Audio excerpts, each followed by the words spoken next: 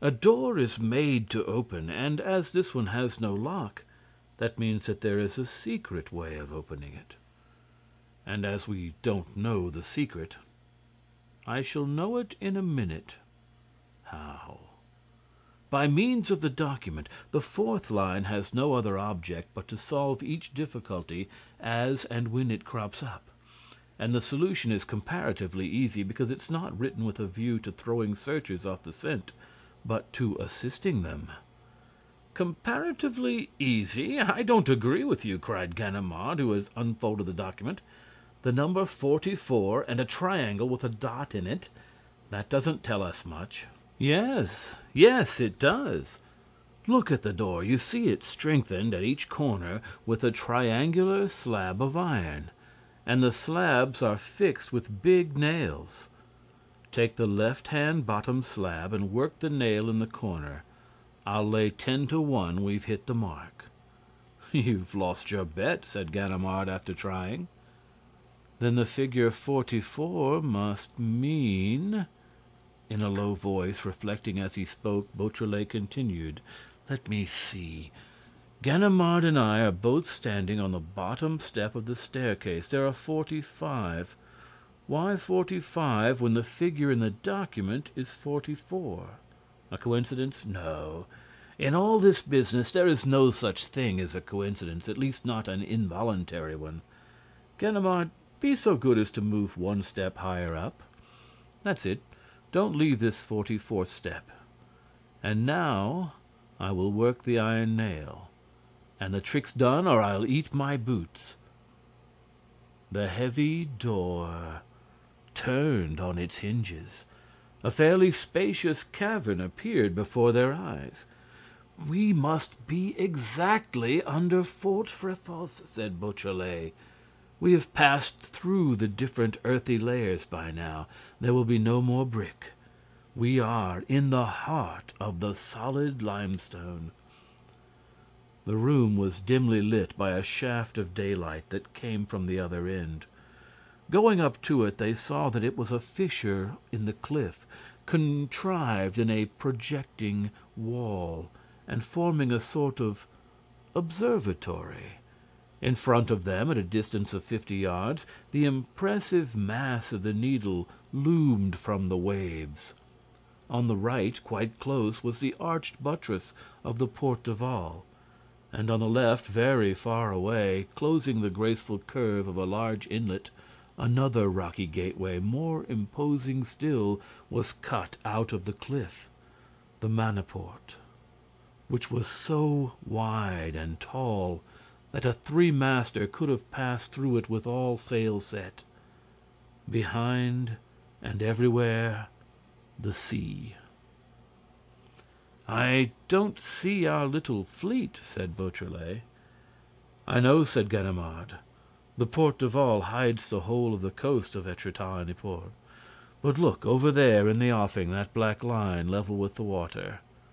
Well, that's our fleet of war, torpedo boat number 25. With her there, Lupin is welcome to break loose, if he wants to study the landscape at the bottom of the sea. A baluster marked the entrance to the staircase near the fissure. They started on their way down. From time to time, a little window pierced the wall of the cliff, and each time they caught sight of the Needle, whose mass seemed to them to grow more and more colossal. A little before reaching high water level, the windows ceased, and all was dark. Isidore counted the steps aloud. At the 358, they emerged into a wider passage, which was barred by another iron door, strengthened with slabs and nails. We know all about this, said Beautrelet. The document gives us 357 and a triangle dotted on the right. We have only to repeat the performance. The second door obeyed like the first. A very long tunnel appeared, lit up at intervals by the gleam of a lantern swung from the vault.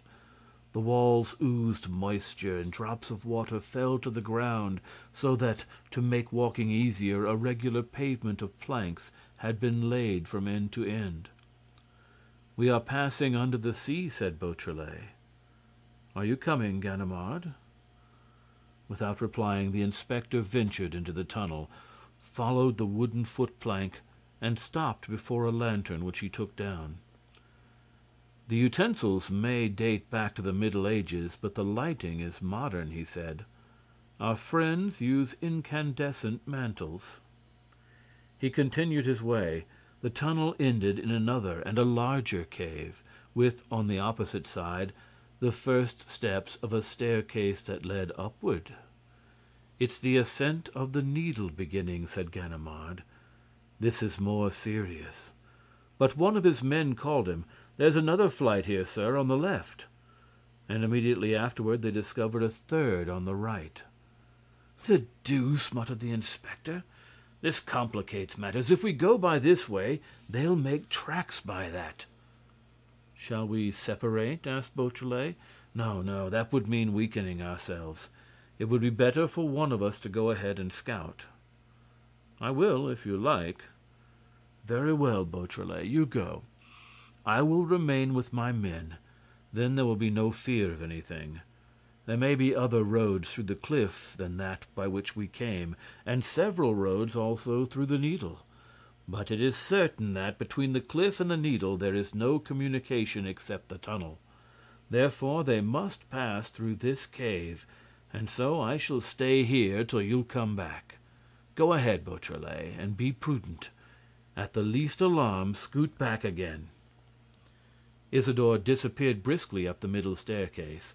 At the 30th step, a door, an ordinary wooden door, stopped him. He seized the handle, turned it. The door was not locked. He entered a room that seemed to him very low, owing to its immense size. Lit by powerful lamps and supported by squat pillars, with long vistas showing between them, it had nearly the same dimensions as the Needle itself. It was crammed with packing cases and miscellaneous objects, pieces of furniture, oak settees, chests, credence tables, strong boxes, a whole confused heap of the kind which one sees in the basement of an old curiosity shop. On his right and left, Beautrelet perceived the wells of two staircases, the same, no doubt, that started from the cave below. He could easily have gone down, therefore, and told Ganimard. But a new flight of stairs led upward in front of him, and he had the curiosity to pursue his investigations alone. 30 more steps, a door, and then a room not quite so large as the last, Beautrelet thought. And again, opposite him, an ascending flight of stairs. 30 steps more, a door, a smaller room. Beautrelet grasped the plan of the works executed inside the Needle. It was a series of rooms placed one above the other and, therefore, gradually decreasing in size. They all served as storerooms. In the fourth there was no lamp. A little light filtered in through clefts in the walls, and Beautrelet saw the sea some 30 feet below him. At that moment he felt himself so far from Ganimard that a certain anguish began to take hold of him, and he had to master his nerves lest he should take to his heels. No danger threatened him, however, and the silence around him was even so great that he asked himself whether the whole Needle had not been abandoned by Lupin and his confederates. "I shall not go beyond the next floor," he said to himself. 30 stairs again, and a door. This door was lighter in construction and modern in appearance. He pushed it open gently, quite prepared for flight. There was no one there. But the room differed from the others in its purpose. There were hangings on the walls, rugs on the floor. 2 magnificent sideboards laden with gold and silver plate stood facing each other. The little windows contrived in the deep, narrow cleft were furnished with glass panes.